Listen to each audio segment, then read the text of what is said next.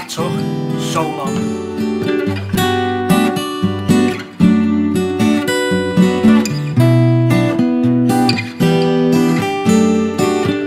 What do you think of that intro? A little bit different, isn't it? So in this video we're going to be covering something pretty important when it comes to, you know, recording and capturing sound effects. Primarily this is because it's kind of the staple of what recording sound effects is, basically. And today we're going to be recording footsteps. For those who record any of their own sounds, I'm pretty certain that this is something that you're going to be familiar with. Footsteps are kind of one of the most, not necessarily beginner things, but it's something that you'd end up recording a hell of a lot of pretty early on. And the way we're going to go about it today is actually maybe a little bit different than what other people would say that you should do. Now, there's a really great book I'd recommend for this type of stuff, which is called The Sound Effects Bible by Rick Viers. And what he says about footsteps is actually... that's the book. So what this book says is that there are actually two ways to record footsteps, and both have their own pros and cons. The first one is to record footsteps on a stage. Now, a foley stage, I'll put like a picture up to a foley stage. It's kind of like a studio for foley, so it's soundproof. The acoustics are really good, and what they'll do is just kind of act out the steps to the picture. And this is great because you can get like a matching, I guess, like, you can act out how they're walking and things like that. Plus, the acoustic environment is a pretty perfect environment to record in, and then you'll add effects and reverb and stuff later. And the second way of doing it is recording the sounds on location. Now, what that'd mean is when you're actually out filming, you can recreate the steps out in the wild. So not necessarily in a Foley studio, but just out in the real world. There's only one real obvious con with this, is that you've got to kind of embrace the environment. Of course, if there's external noises and things like that, they're going to be recorded into the sound file as well. So you're going to kind of just have to live and die by the overall sound that you get. Obviously, you can use that to your advantage, which means you don't have... It'll probably sound a little bit more natural than it would in an actual, like isolated studio. It might sound a little bit too dry or a little bit not realistic enough if you're in an environment which is very, very dry. Where if you'd actually go and record in the environment, you'd actually get a lot of the nuances that will occur on set and which will occur naturally, that you can just incorporate into your footstep track, which could make it sound a little bit more cohesive and maybe a little bit more realistic and natural, which in a lot of cases is what you're going for. But what I'm going to do today is propose a third way of doing things. Now, you can kind of say that this is cheating a little bit, and it's kind of using a bit of both. What we're going to do, we're going to go out into the wild, record some footsteps, and then we're going to import them into Contact. So once I put them into the computer, I'm going to do a little bit of noise reduction, kind of make it sound as nice as possible. Then I'm going to import them one-shot samples into Contact so I can trigger them on a keyboard. Now, again, the problem with this is it might be a little bit harder to more naturally mimic the actions of what's on screen, what the actor's doing. But what it will allow us to do is kind of create a sample library of footsteps that we can trigger and play along with MIDI instead of actually, recording the footsteps alongside with the video. Another good thing of this as well is that it's more usable moving forward. If you've got just one-shot samples of stuff, you can import them into more different projects instead of if you've just recorded a footstep pass for kind of just one scene, which kind of only fits with one scene. So we're going to go and give that a go. Also got to put some microphones in the bag, of course. Very important to pick the right microphone for the job. For me today, I'm going to be using the Blimp. The Blimp is going to have a NTG2, Rode NTG2 microphone in. I've got wires stuck on it. So, wires are still stuck on it. Right, so that's going to go in the bag. There. The most important thing is to get a bag that can accommodate all the stuff that you're going to take. Obviously, the dead cat or wombat or whatever this one is, that's gonna go in there. I've lost my recorder. I've officially lost it.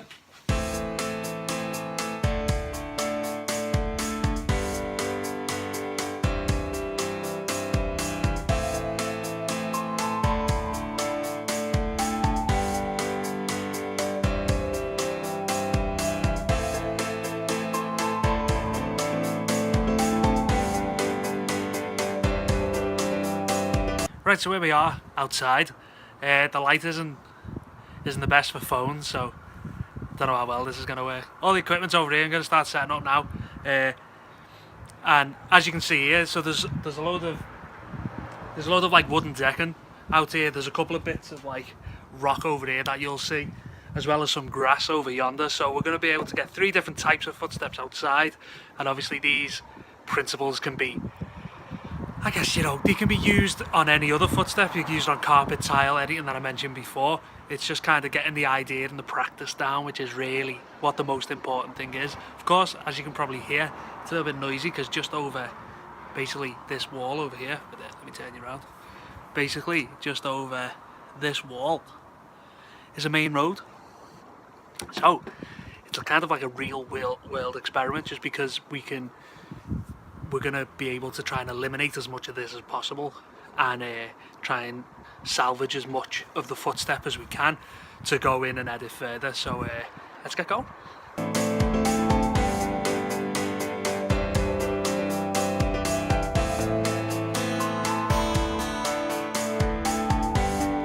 One thing you'll learn is that for how amazing the Rode blimp or the Rycott blimp is, it's such a pain to actually get the dead cat on top of the blimp. It's an absolute must, but so annoying. Like, apparently there's a trick to it, but I honestly feel that the best way to do it is just sheer brute force.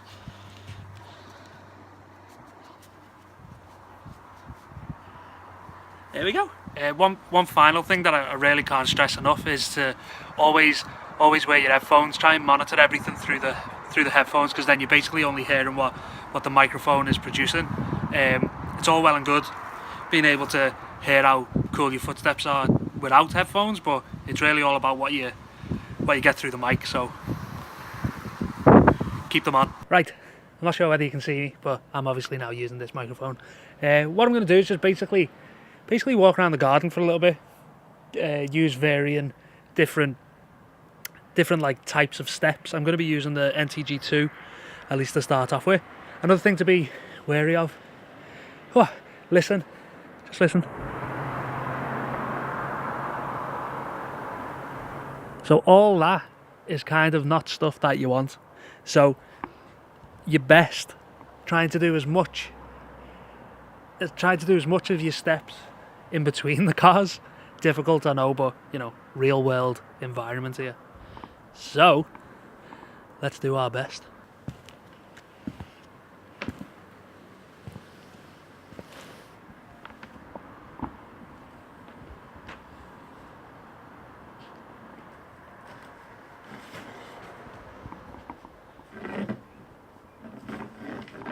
Oh my God.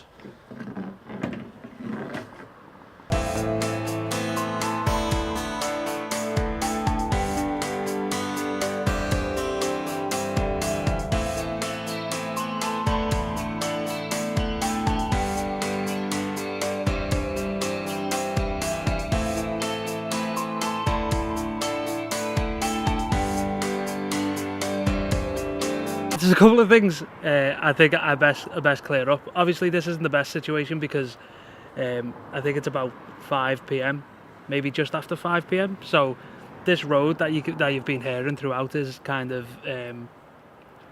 like a main road.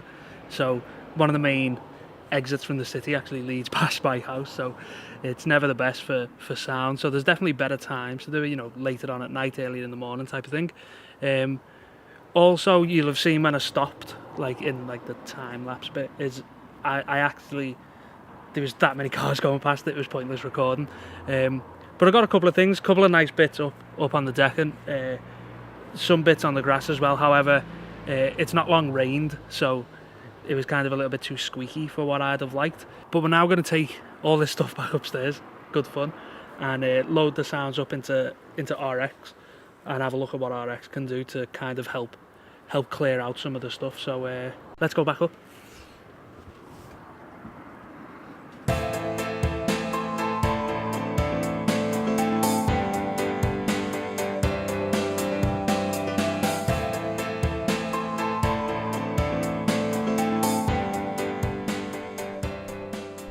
Oh, God, it's good to be back in my bloody chair. So we're now back upstairs. We're back in the studio, as it were. We've took the footage from downstairs. By footage, I mean the recordings. It's got an SD card. Put it into the back of the Mac. And now we're going to be able to import these sounds into RX and kind of see some of the black magic that RX can do to kind of help clear it out. I know you didn't hear much from outside on the recording phase. I'm going to kind of show all that to you now. You know. So the way we want to do this, if we just go into the H4n file system, you will see the recordings here. They're not the very best named things, but that's just how the H4n likes to name it. Apparently I recorded this on the 16th of January 2008. I did not. A couple of ways that you can open this. It's not going to be a tutorial on RX, so sorry about that. I'm just going to open with RX. And the wonderful thing likes to open it up all for us like this. A very simple way of looking at it. If you put this glider all the way to the left, you're going to look at a waveform. If you put it all the way to the right, it's kind of like a spectrogram. So the way you would look at this is basically the lower parts of stuff is the vertical axis is frequency, the horizontal axis is time, and then brightness is volume. So obviously all this really like bright stuff down here. Let me just gotta do that. Does that? Yeah. So all like this bright stuff here is kind of where the highest concentration of frequencies are. You know, like not like the highest amplitude. You get what I mean. So basically, the way we can see this here is a lot of this like mushy area is kind of usually a lot of background noise. Obviously, the darker areas towards the top up here are kind of the quietest bits. So you can see that in a lot of these recordings, you can just see this like wash of noise. So if we have a quick listen of what that is. So sorry, that was just a bit of the voiceover.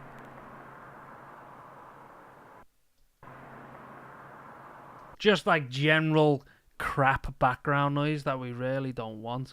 And then you can kind of, if you get in nitty gritty, you can kind of see where these steps would live.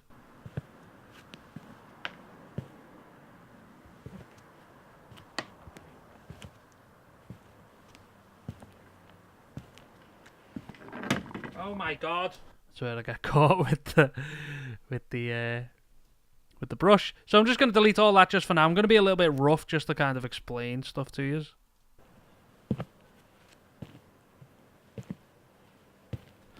So you get the basic principle of what this is. Now, RX comes with a few tools that will allow us to kind of isolate some of these sounds. I probably don't use it the best way. I'm just going to let you know. I'm kind of, oh dear. I'm kind of just a little bit heavy-handed when it comes to this type of stuff. It's probably not the best way. I wouldn't copy my ideas. So what I like to do is kind of isolate an area of noise. And the area of noise is kind of just that quick environment sound of my back garden, which kind of sounds a little bit like that. And what I'm going to do, I'm going to take, these are like the modules that you get, so declip, declick, hum, denoise, deplosive, a lot of cool stuff. I like to use denoise. And like, because I've got this selection, I'm just going to get it to learn. So that's going to take a snapshot of that selection, and this is kind of like a noise profile that I've got. So what I'm going to do is just very, heavy-handedly just grab that area and just tell it to process. And it'll do its thing. And what it's tried to do now is remove that noise profile from the sound. So hopefully we should be able to get it before and after.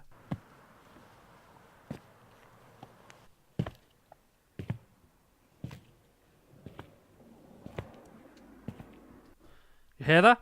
Now, all this stuff here, it's kind of it's a little bit difficult with cars and stuff like that because they're moving past you. You kind of get a little bit of a Doppler shift, which you can kind of see down.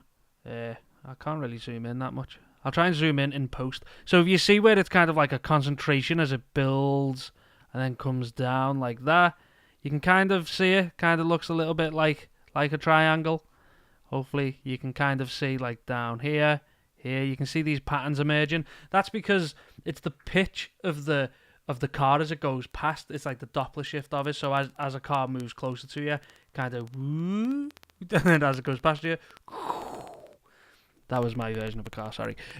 So it's kind of difficult to isolate that because your noise profile only like takes a look at that frequency that you can see on screen now, and obviously as stuff moves past, it's not a constant frequency, it's kind of forever changing, so it's kind of tough to isolate them times. That's why I was saying earlier, you're best not recording when cars are going past. If you can get a constant noise like wind, which is a little bit more broadband, you can do a little bit more with it.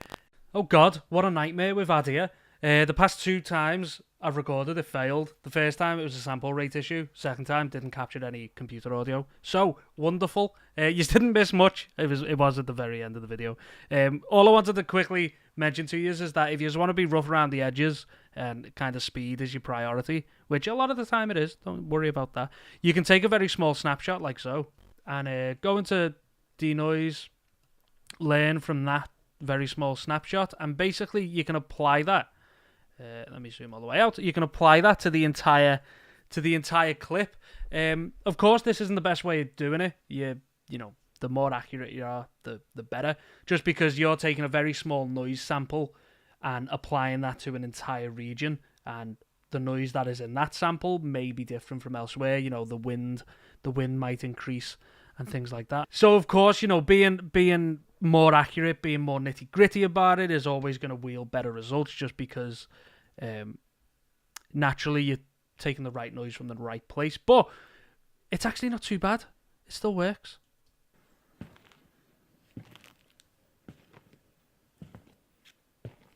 And then go back to before.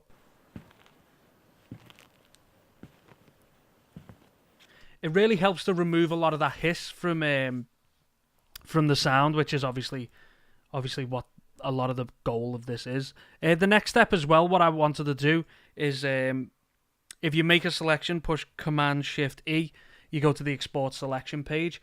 And what I'm going to do now is take 10, 15, 20 individual sounds, export them out like this. So it's just basically the audio file is just one footstep.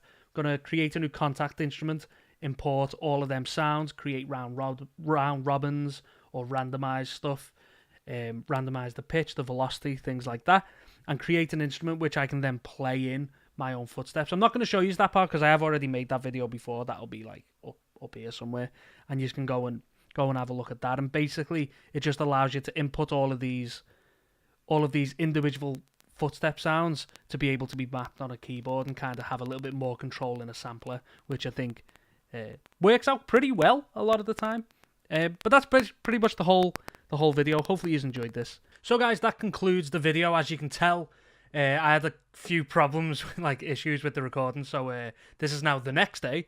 I hope you enjoyed this. I really do. As you've probably noticed, for those who've maybe watched a few other of me videos, this was a lot different than a lot of the other ones that I've done. I tried to put a little bit more production, a bit more razzle-dazzle in this video, and I hope that's something that you'd appreciate. I'm trying so hard to improve the quality of the channel.